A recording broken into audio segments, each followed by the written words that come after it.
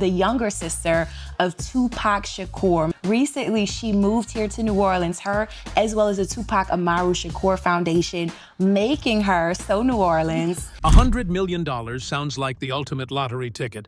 But when your last name is Shakur, money is never just money. It is a battleground. Behind closed doors, Tupac's sister found herself standing at the center of an empire worth vast fortunes on paper, yet completely locked behind corporate doors.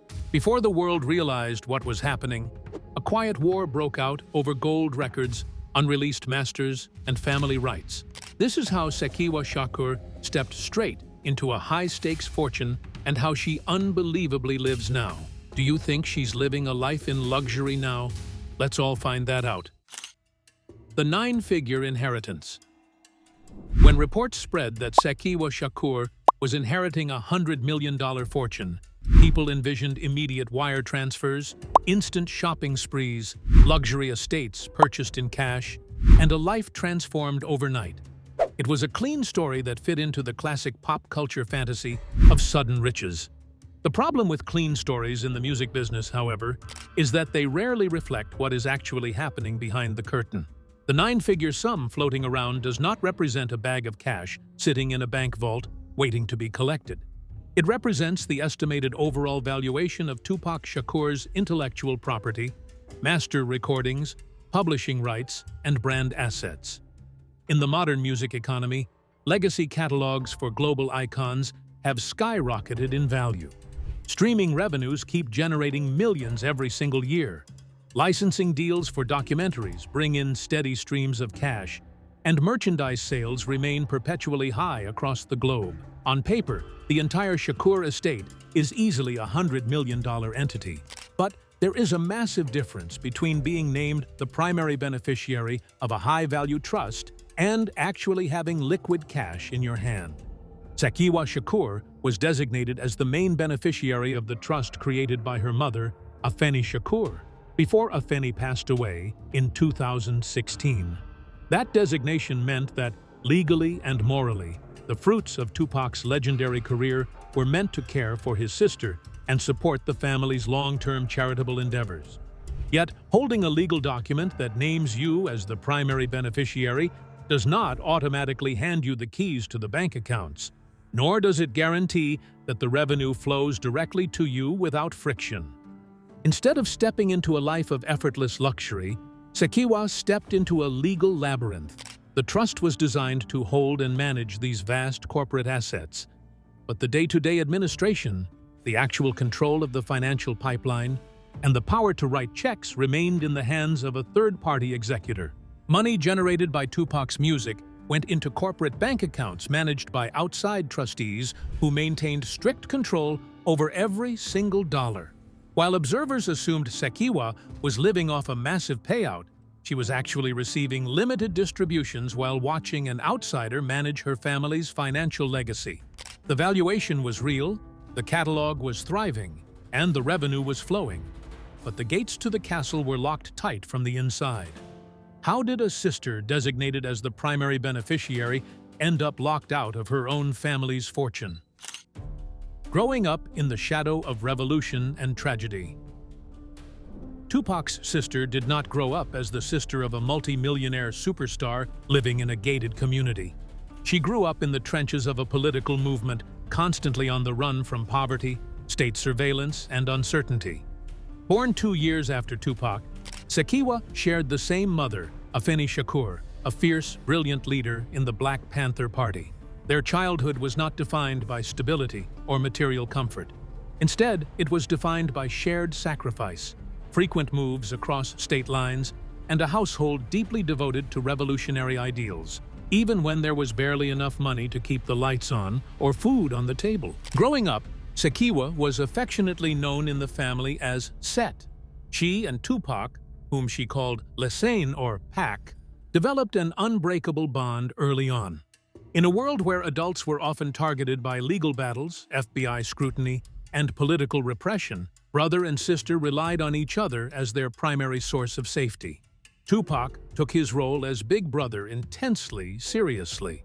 Long before he was an international icon writing songs for the world, He was a protective older brother making up stories, acting out plays, and trying to shield his little sister from the harsh realities of their financial struggles. They moved from Harlem to Baltimore, and eventually to the West Coast, surviving on resilience and shared vision. When Tupac's music career exploded in the early 90s, the financial landscape of the family shifted virtually overnight. Suddenly, the young man who had grown up worrying about rent was generating millions of dollars and becoming the defining voice of a generation. Yet, despite the massive success, Tupac remained fiercely committed to taking care of his mother and sister. He didn't just buy houses and cars for himself. His rising tide was meant to lift his entire family out of the systemic poverty they had fought against for generations. Sekyiwa watched her brother navigate the complex, treacherous waters of the music industry while staying grounded in his commitment to his inner circle. Then came the tragedy of September 1996 in Las Vegas. Tupac was gunned down at just 25 years old, cutting short a historic artistic trajectory and leaving behind a shattered family. At just 21 years old, Sekyiwa had to process the sudden loss of her brother, protector, and absolute best friend, all under the harsh, unsparing spotlight of the global media. The grief was immense, but the immediate practical fallout was equally overwhelming. Because Tupac died young, fast, and violently, he had not drafted a formal last will and testament. In the eyes of the law, a 25-year-old superstar passing away without a will creates an instant catastrophe.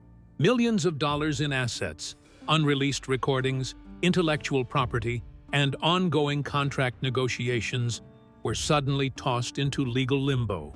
Sekyiwa Shakur stepped up immediately to take control of her son's estate, fiercely fighting off vultures, fraudulent claims, and predatory corporate entities trying to strip Tupac's catalog for quick profits. Sekyiwa stood right alongside her mother, enduring years of probate hearings while processing the deeply personal loss of a brother whose face was now plastered on billboards worldwide. They were forced to learn the brutal mechanics of the music business on the fly, realizing early on that keeping control of Tupac's legacy would be a lifelong fight. When the smoke cleared in Las Vegas, the lack of a simple legal document set off a decades-long chain reaction. The estate trap, Afeni's battle, and the rise of the music executive. When Tupac passed away without a will, the financial floodgates didn't just open, they threatened to drown the entire family in corporate predatory moves. Sekyiwa Shakur stepped straight into the line of fire, launching an aggressive crusade to wrest control of her son's legacy back from Death Row Records and a labyrinth of industry executives who treated his catalog as an open vault. She spent years in courtrooms, battling for master recordings, unpaid royalties, and the rights to his image. Through sheer grit and political instinct honed during her Black Panther days, Afeni established Amaru Entertainment, the record label created specifically to house and protect Tupac's posthumous releases.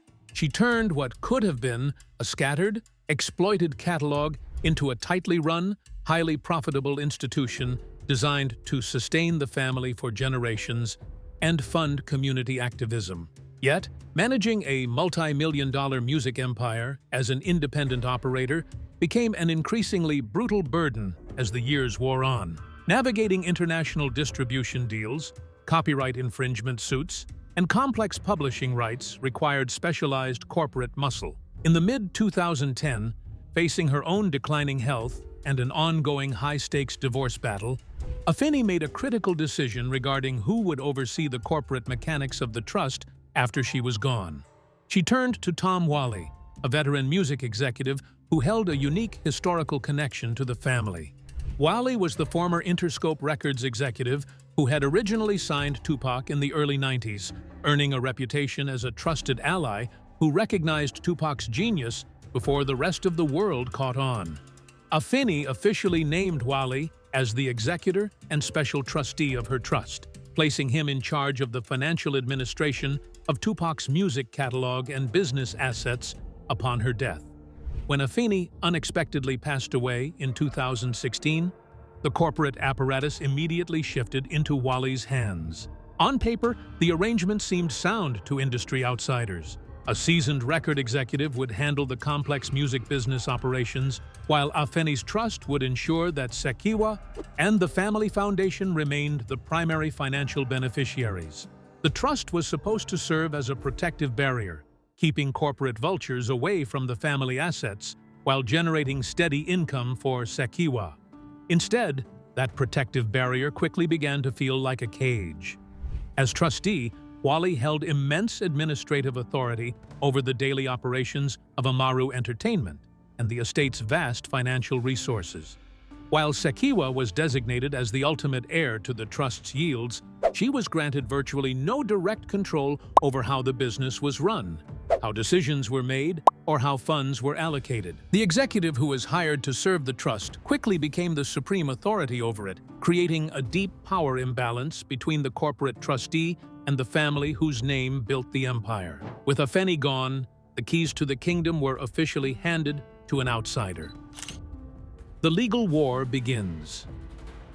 By January 2022, the quiet tension between Sekyiwa Shakur and Tom Wally finally exploded into public view. Sekyiwa, acting alongside the Tupac Amaru Shakur Foundation, filed a searing petition in Los Angeles County Superior Court to strip Wally of his position as trustee. The court documents didn't mince words. Sekyiwa's legal team openly accused Wally of glaring misconduct, alleging that he had effectively embezzled millions of dollars from the estate for his own personal enrichment. The core of the lawsuit centered on an inherent conflict of interest. Wally had appointed himself manager of Amaru Entertainment, the record label founded by Sekyiwa Shakur, and subsequently paid himself over $5.5 million in executive fees over a 5-year period, far beyond what would be considered standard or reasonable compensation.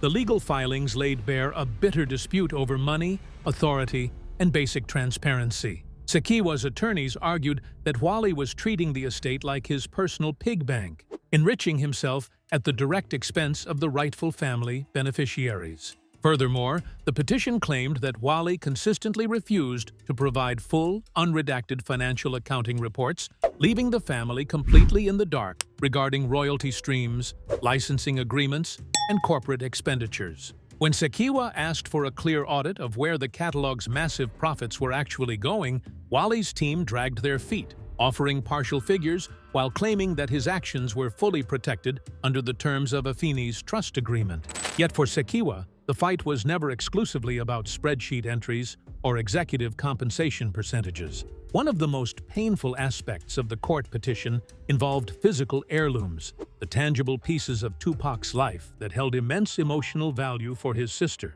The lawsuit alleged that Wally was actively withholding personal items left specifically to Sekyiwa in Afeni's trust. These weren't abstract financial instruments, they were Tupac's personal cars, custom jewelry, gold records, original handwritten lyrics, artwork, and clothing that Sekyiwa had grown up around.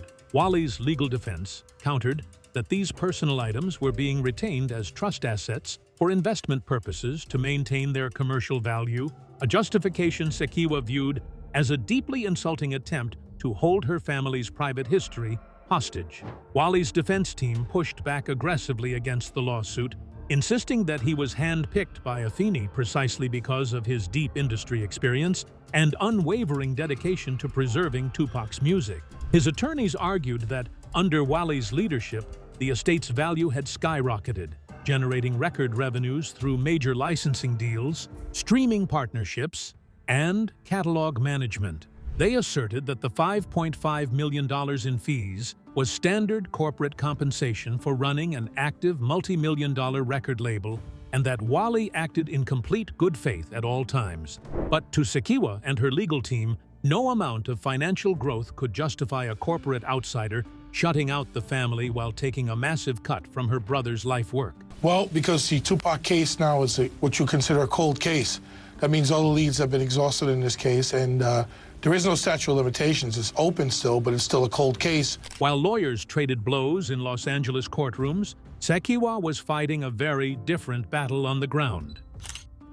Beyond the money, The court battle over bank balances and executive fees represents only half of Sekyiwa's overarching fight.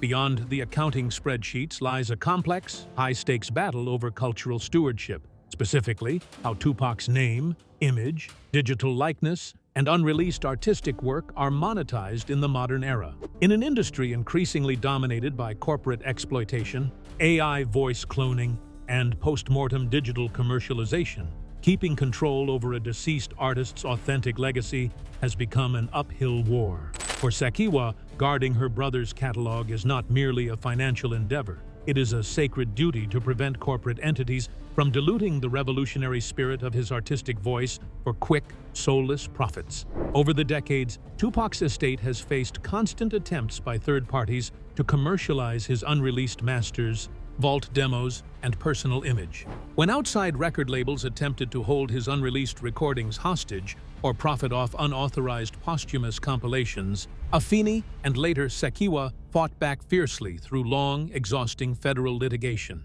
But as technology evolved, the threats to Tupac's legacy shifted into terrifying new territory.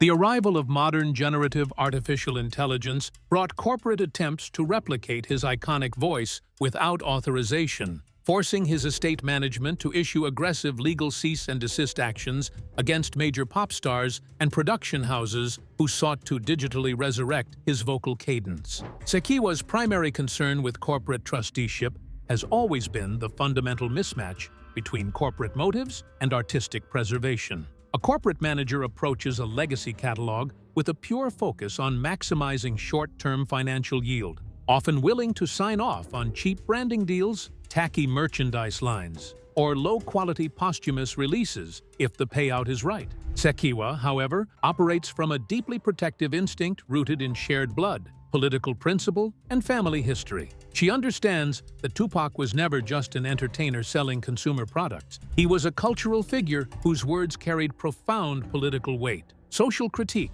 and raw human vulnerability. Treating his life's work as a generic cash cow degrades everything he stood for. This conflict over cultural stewardship is precisely why Sekyiwa has refused to step back or settle for a passive role as a quiet, check-collecting beneficiary. She recognizes that every time an unauthorized AI track surfaces or an executive signs off on a self-serving deal without family oversight, a piece of her brother's genuine legacy is compromised. For Sekyiwa, ensuring that Tupac's voice remains uncorrupted is about maintaining the integrity of a revolutionary message that inspired millions across the globe. She has consistently maintained that no corporate suit, regardless of their industry credentials or executive title, can ever truly understand the spiritual and cultural responsibility of protecting Tupac Shakur. Strip away the court documents and multi-million-dollar asset lists, and you're left with a woman leading a remarkably grounded life. A sister's lifestyle now. Despite the wild internet chatter painting her as an elusive heiress spending millions on luxury estates, Sekyiwa Shakur intentionally lives a quiet, remarkably grounded life, far removed from the glitz of celebrity culture. She does not spend her days chasing public attention, flaunting material wealth, or participating in the hollow noise of social media fame. Instead, she channels her time, energy, and resources into grassroots activism and community work, serving as the president and CEO of the Tupac Amaru Shakur Foundation. We are looking to change young people, how they're able to process their compound trauma, and let them know that we actually have a community of responsible, healthy adults that's willing to be there for you. For Sekyiwa, leading the foundation is not a vanity title or a corporate tax shelter. It is a deeply personal mission born out of shared family survival, generational trauma, and an unwavering commitment to community healing. Under her leadership, the foundation shifted its focus toward an area that hit directly close to home: mental health awareness, trauma-informed resources, and creative arts education for underserved Black communities. Having navigated her own profound struggles with depression, anxiety, and the overwhelming weight of violent grief following her brother's murder at 21, Sekyiwa understands firsthand how unaddressed trauma can destroy lives. Rather than treating Tupac's name as a simple commodity, she uses the foundation to create safe physical and emotional spaces where young people dealing with poverty, systemic racism, and loss can access actual mental health support, therapeutic outlets, and artistic training. Her day-to-day reality centers on funding community programs, establishing peace initiatives, supporting local youth groups, and speaking openly about emotional wellness in marginalized communities. She operates with the mindset of an organizer rather than an executive, reflecting the political values instilled in her by Afeni and Mutulu Shakur from childhood. When she steps onto a stage or addresses a public forum, it is almost never to talk about her personal net worth or industry politics. It is to advocate for systemic mental health care reform and remind people of the human beings behind the legendary headlines. This stark contrast between her real life and the online rumors underscores just how misinformed the public narrative really is. While commentators imagine a woman living in total luxury off a 9-figure payout, Sekyiwa spends her days doing the hard, unglamorous work of sustaining a charitable nonprofit while locked in legal battles just to secure proper funding for it. She lives cleanly, values her privacy, and measures her success not by luxury acquisitions, but by how many lives her family's foundation can touch. Her life today is a direct extension of the principles her family fought for, proving that true wealth isn't about vanity, it's about purpose. Their shared path was never about personal wealth. It was rooted in a complex, deeply emotional family dynamic. The Shakur family. The Shakur family dynamic was never governed by normal rules of wealth or celebrity. It was shaped by political struggle, intense paranoia, and an overwhelming sense of shared responsibility. Raised by Afeni Shakur, a woman who famously represented herself while pregnant with Tupac in the Panther 21 trial, Sekyiwa and Tupac were taught early on that family came before everything, and that standing up against corporate or institutional overreach was a matter of basic dignity. Inside the household, their bond was forged in absolute survival. They endured periods where they didn't know where their next meal was coming from or where they would sleep next week, creating a protective loyalty between brother and sister that outlasted fame. Tupac's rise to superstardom didn't sever those ties. It deepened them. He relied on Sekyiwa to keep him anchored to reality when the music industry tried to warp his perception. In turn, he used his success to shield her from the vultures circling his rising career. When he wrote songs honoring his mother and family, he wasn't adopting a persona. He was reflecting the fiercely protective ethos that Afeni had installed in both of her children. That shared history explains why the current fight over the estate is deeply emotional rather than purely financial. When Sekyiwa steps into a legal battle, she is not operating as a disgruntled heir looking for a payout. She is acting as the last remaining direct link to her brother's personal history. Having watched her mother fight tirelessly against record labels to claim Tupac's legacy, Sekyiwa views her current stance as an unavoidable family duty, a continuation of the political and legal battles her mother fought until her final breath. As the sole surviving child of Afeni Shakur, the full weight of carrying this legacy now rests squarely on Sekyiwa's shoulders. She stands as the final gatekeeper, protecting both her brother's cultural authority and her mother's radical vision from being absorbed by corporate interests. For Sekyiwa, preserving the Shakur name isn't about collecting a check. It is about honoring a family legacy built on resilience, truth, and refusing to let outside executives write the final chapter of their story. Before the legal battles, corporate lawsuits, and 9-figure trust valuations ever existed, there was simply an unstoppable young poet who refused to stay quiet. A meteoric rise from underground dancer to global icon. Tupac Amaru Shakur didn't just step into hip-hop. He burst through the front door like a wrecking ball. His professional journey kicked off in the late 80s and early 90s when he joined the Bay Area group Digital Underground, starting out as a roadie and hype dancer, before dropping a memorable guest verse on Same Song in 1991. That small taste of spotlight, was all he needed. Later that same year, he dropped his debut solo album, Tupacalypse Now. The record was raw, political, and entirely unvarnished, tackling police brutality, poverty, and urban struggle with a fierce honesty that instantly made waves and drew fierce political backlash from government officials. Right out of the gate, Pac proved he wasn't interested in making easy radio pop.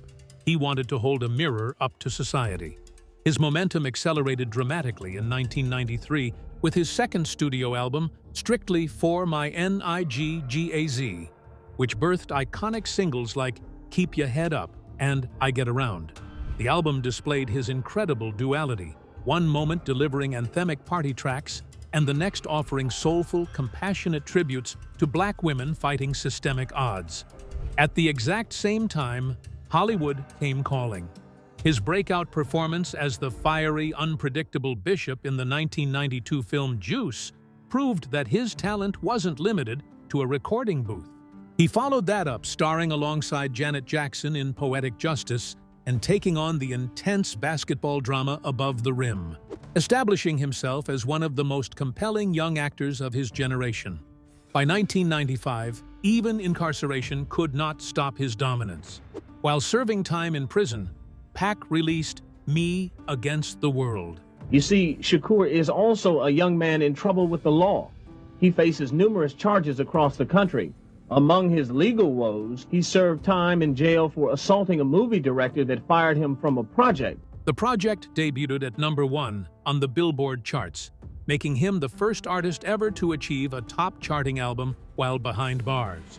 Deeply reflective, paranoid, and emotionally exposed, songs like Dear Mama showcased his capacity for vulnerability. Upon his release later that year, after signing with Death Row Records, he locked himself in the studio to construct a masterpiece. In February 1996, he unleashed All Eyes on Me, rap music's first monumental double CD studio album. Jam-packed with legendary anthems like California Love, two of America's Most Wanted, and Picture Me Rollin', the album became an instant pop culture juggernaut, eventually hitting diamond status with over 10 million units sold. In less than 5 short years, Tupac evolved from an underground backup dancer into the absolute epicenter of world music culture.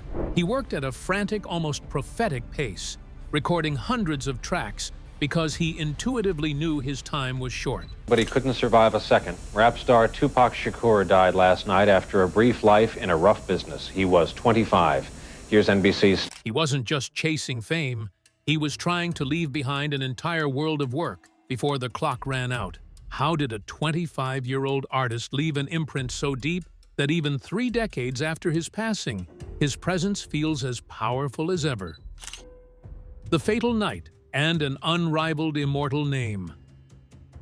Outside the recording studio and off the movie set, Pac was a voracious reader, a passionate poet, and a man driven by extreme emotional transparency. He could debate political theory, quote Shakespeare from memory, and write heartbreakingly tender letters to his sister, only to step out into the streets hours later and get caught up in the volatile, high-stakes feuds of the 90s rap scene. He wore his raw heart, his deep paranoia, and his radical ideals on his sleeve, creating an intimate bond with fans who felt he was speaking directly to their personal struggles. That intense duality was fueled by an instinct that his time on Earth was running out. Friends and collaborators frequently recalled how Pac operated as if the seconds were loudly ticking away in his head. He routinely pulled 20-hour days in the studio, moving from room to room, recording multiple classic tracks in a single night, while simultaneously studying film scripts and planning political action initiatives. He openly predicted his own early demise in his music, framing his life as an urgent race against an inevitable bullet. Tragically, those dark premonitions became reality on the warm night of September 7, 1996, in Las Vegas. After attending the Mike Tyson vs. Bruce Seldon boxing match at the MGM Grand, Tupac got into a physical altercation in the casino lobby. Hours later, while sitting in the passenger seat of Death Row Records executive Suge Knight's BMW on the Las Vegas Strip, a white Cadillac pulled up alongside them at a red light. A hand reached out of the rear window with a Glock pistol, and fired a barrage of heavy rounds into the car. Pac was hit 4 times, twice in the chest, once in the arm, and once in the thigh. He was rushed to the University Medical Center of Southern Nevada, where medical staff spent 6 desperate days fighting to save his life. On September 13, 1996, surrounded by his mother Afeni and his sister Sekyiwa, his heart gave out. He was just 25 years old. The world stopped, but Tupac's cultural footprint only expanded. In the years following his passing, his posthumous catalog exploded, yielding chart-topping albums like The Don Killuminati, The 7-Day Theory, Are You Still Down, and the legendary Until the End of Time. His vaulted tracks proved so vast and musically complete that rumors persisted for years that he was somehow still alive, hiding out in exile. His song, Changes, became a global anthem for social justice, adopted by civil rights movements, protesters, and activists across continents. His image was immortalized in murals from Los Angeles to Africa, Europe, and the Middle East, elevating him from an American hip-hop star to a global symbol of resistance against institutional oppression. Decades after his death, the honors continue to pour in. He was inducted into the Rock and Roll Hall of Fame in 2017 as a first-ballot soloist, and in 2023, he received his long-overdue star on the Hollywood Walk of Fame, accepted by a tearful Sekyiwa on behalf of the family. Yet his true legacy isn't measured in awards, sales records, or 9-figure trust accounts. It lives on in the millions of listeners who still find strength in his voice and in the quiet, steadfast commitment of a sister who continues to stand on the front lines, fighting to protect his name, his spirit, and his authentic truth for generations to come. As for his deserving sister, the story of Sekyiwa Shakur isn't about a sudden multi-million-dollar jackpot. It is a battle for heritage, accountability, and surviving an empire built on tragedy. From growing up in revolutionary turmoil alongside Tupac to confronting corporate gatekeepers in court, her path shows that true legacy can't be bought. Tupac's voice remains timeless, and his sister continues ensuring his name stays protected and authentic for generations. If you enjoyed this new episode, don't forget to like and subscribe for more in this channel.